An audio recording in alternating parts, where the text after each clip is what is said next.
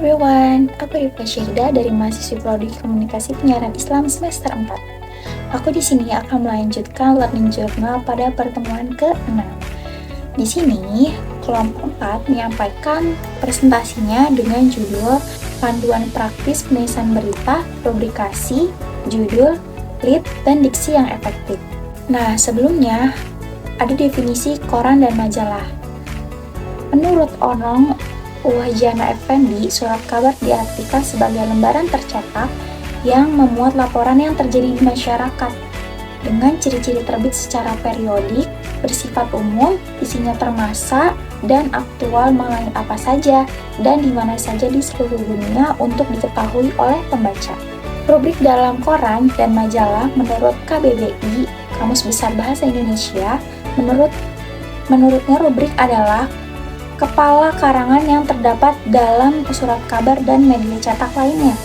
Menurut tokoh, yaitu Onong Wahjana Effendi, mengutarakan definisi mengenai rubrik dalam kamus komunikasi, bahwa rubrik berasal dari bahasa Belanda, yaitu rubriek yang artinya ruangan pada halaman surat kabar, majalah, atau media cetak lainnya mengenai suatu aspek atau kegiatan dalam kehidupan masyarakat, misalnya rubrik wanita, rubrik olahraga, rubrik pendapat pembaca, dan sebagainya.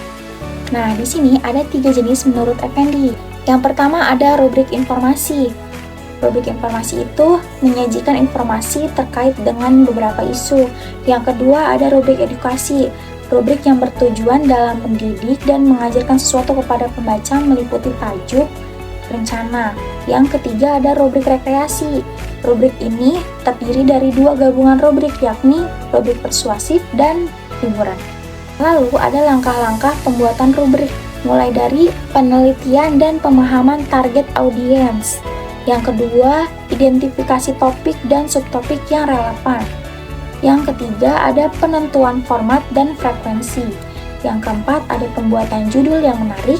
Yang kelima, ada penulisan konten berkualitas. Yang keenam, penyusunan layout yang menarik. Yang ketujuh, tentunya ada responsif terhadap umpan balik pembaca. Yang kedelapan, ada konsistensi dan pembaruan. Yang kesembilan, ada kolaborasi dengan kontributor ahli. Nah, di sini juga saya akan menjelaskan contoh analisis penyusunan rubrik For Her pada surat kabar Jawa Pos. Nah, rubrik For Her hadir setiap hari untuk menginspirasi perempuan dengan beragam informasi menarik. Nah, jadi rubrik For Her ini menyajikan 13 topik pilihan yang sedang hangat dan banyak dibicarakan masyarakat. Dari fashion, kecantikan, hingga karir dan gaya hidup, semua tersaji lengkap untuk Anda.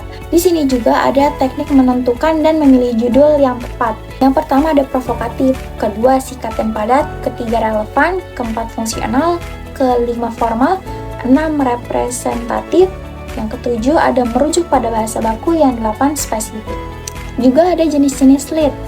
Yang pertama lead ringkas, yang kedua lead bercerita atau naratif, yang ketiga lead deskriptif, yang keempat lead kutipan, kelima lead bertanya, dan keenam lead menggoda. Juga ada teknik pemilihan diksi yang tepat. Yang pertama ada kata bersinonim dan berhomofon.